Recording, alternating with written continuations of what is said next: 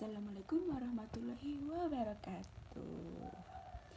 Selamat pagi adik-adik semuanya. Apa kabar semuanya yang ada di rumah? Sehat semua ya. Semoga semuanya terlindungi. Dan jangan pernah bosan untuk stay terus di rumah, untuk melindungi diri kalian sendiri dan orang di sekitar kalian. Nah, untuk mengisi kekosongan waktu adik-adik semua yang ada di rumah, mari kita belajar mengenai sejarah.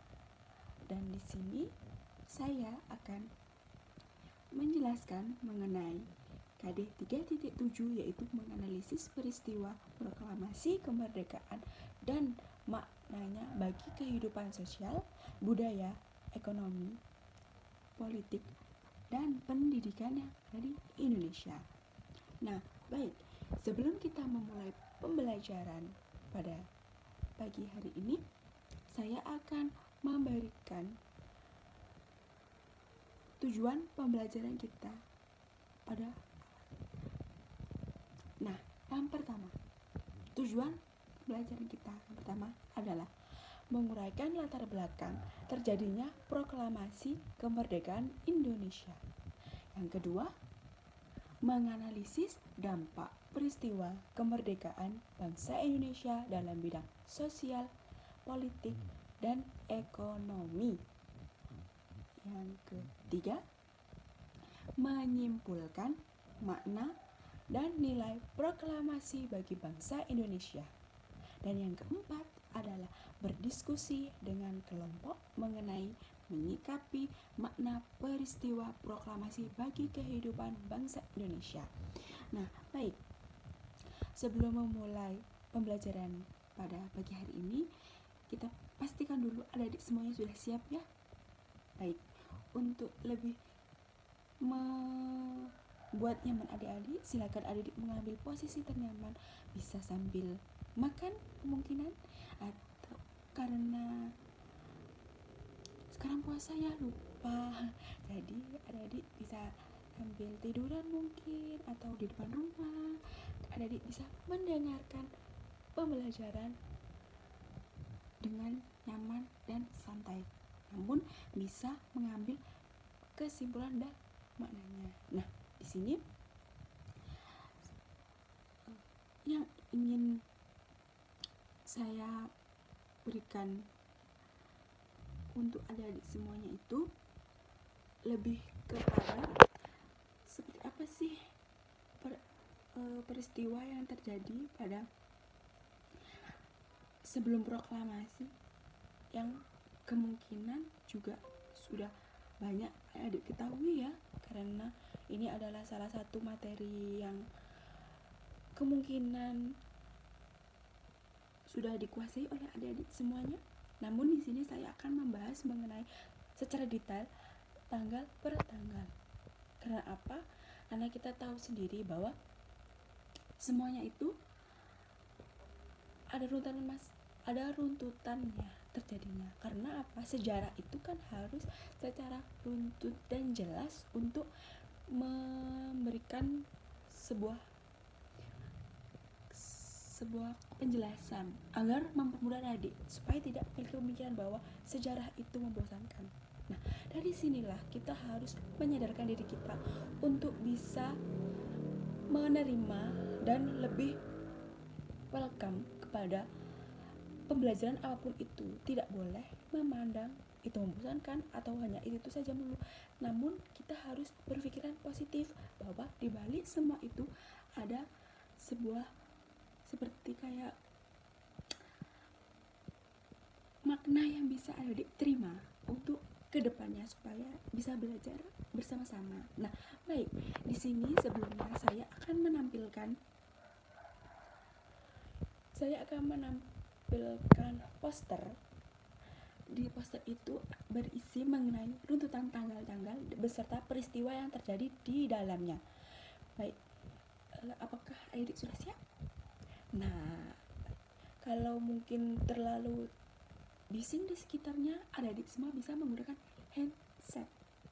Baik, setelah itu mari kita memulai saja ya untuk mempersingkat waktu.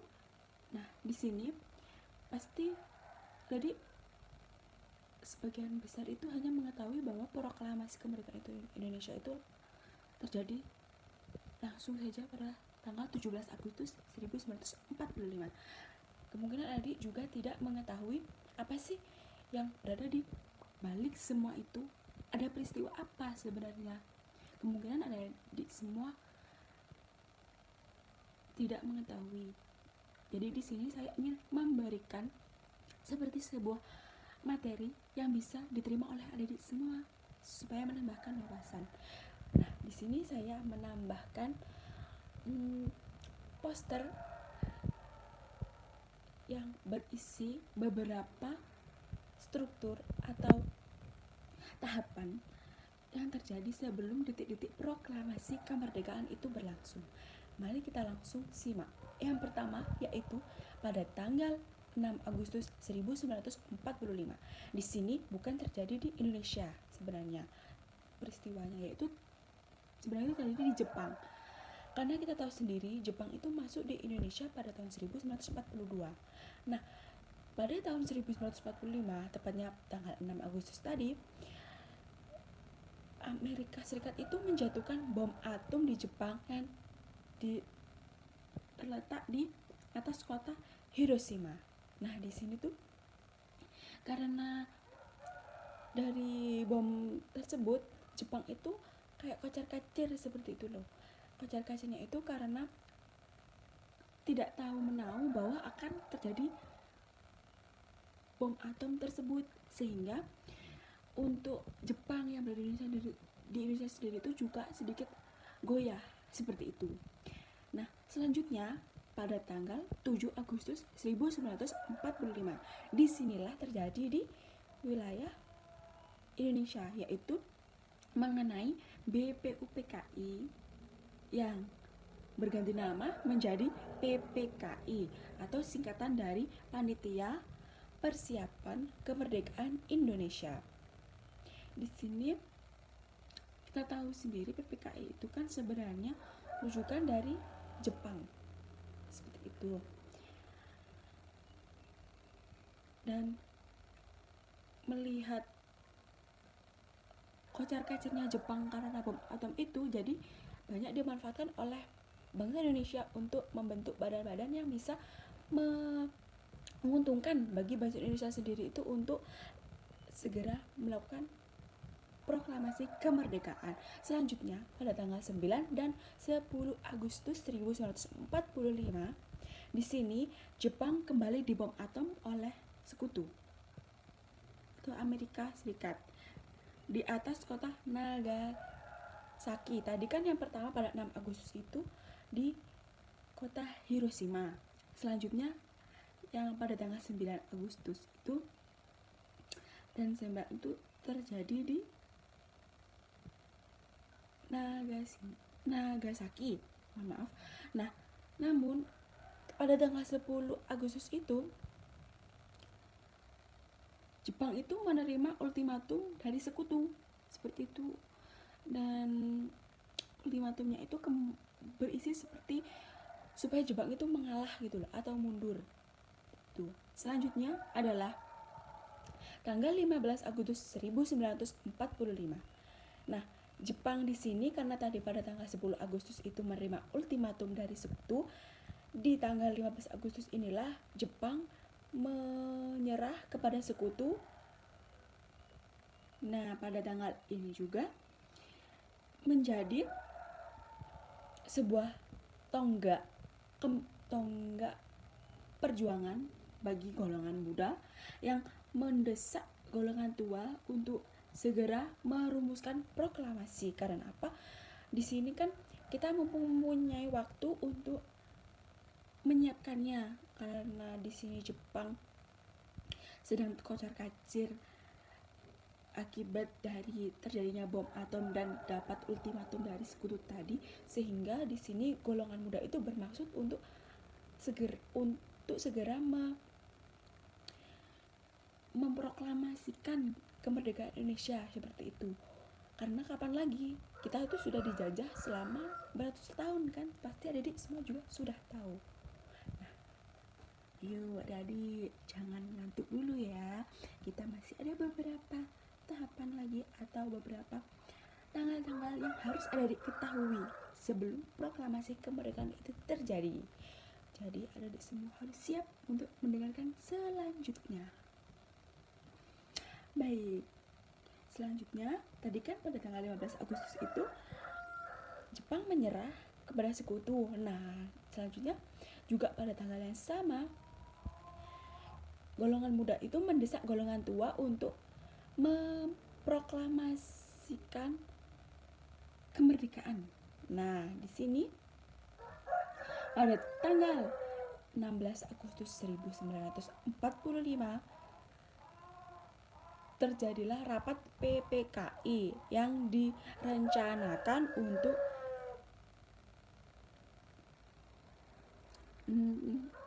dilaksanakan pada tanggal 16 Agustus 1945. Namun di sini itu tidak bisa dilaksanakan. Ada yang tahu adik kenapa tidak bisa dilaksanakan? Ayo ada yang tahu tidak? Ya. Nah, jadi tidak bisa dilaksanakan karena Soeharto dan Muhammad Hatta itu tidak datang pada saat rapat tersebut. Disinilah yang membuat tidak bisa dilaksanakannya rapat PPKI. Padahal kan rapat ini juga bertujuan untuk segera merumuskan proklamasi kemerdekaan. Namun ada apa ya? Soeharto dan Muhammad Hatta tidak datang. Apakah ada yang tahu? Nah, disinilah terjadi Rengas Dengklok. Pasti ada semua sudah tidak asing kan dengan namanya Rengas Dengklok. Nah, Rengas Dengklok itu sendiri sebuah peristiwa yang merupakan di dalamnya itu melibatkan antara golongan muda yang menculik atau mengambil Soekarno yang beserta Fatmawati dan juga Guntur. Pada saat itu Guntur itu masih balita, adik-adik masih bayi, dan juga Muhammad Hatta. Ada yang tahu nggak kenapa golongan muda mengajak Soekarno dan Muhammad Hatta ke Rengas Dengklok? Pasti adik-adik sudah tahu semuanya kan kenapa dibawa ke situ? Nah, baik, saya akan menjelaskan selanjutnya. Nah, di sini kenapa golongan muda itu mengajak Soekarno dan Muhammad Hatta untuk ke Rengas Dengklok? Karena Rengas Dengklok itu dianggap sebagai tempat yang aman untuk golongan muda membawa Soekarno dan Muhammad Hatta untuk berdiskusi. Di sini berdiskusinya itu berdiskusi dan juga supaya tidak ada dapat pengaruh dari Jepang, karena kita tahu sendiri kan Jepang saat itu pada tanggal itu, pada hari-hari belakangan itu kan sedang kocar-kacir karena terjadi bom atom tadi yang diberikan oleh Amerika Serikat, sehingga golongan muda itu berinisiatif untuk mengajak Soekarno dan Hatta jauh dari pusat kota untuk tidak terpengaruh oleh Jepang gitu loh. Karena kita tahu sendiri Jepang itu kan taktiknya itu sangat licik seperti itu, sehingga golongan muda itu mengajak Soekarno Hatta untuk merumuskan ya atau untuk segera melakukan proklamasi seperti itu di Rengas Dengklok.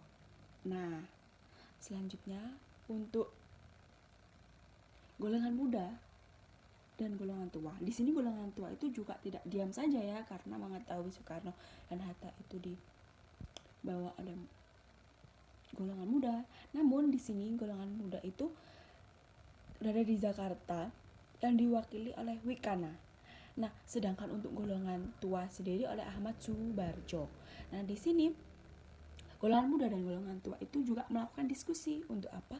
Untuk merundingkan mengenai kapan dilaksananya proklamasi kemerdekaan Indonesia tersebut.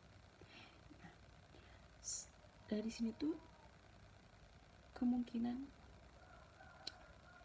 banyak sekali pro kontra dari golongan tua, karena golongan tua itu berpikir kenapa sih harus terburu-buru seperti itu, karena kita tidak bisa proklamasi itu dilakukan secara terburu-buru dan langsung saja seperti itu.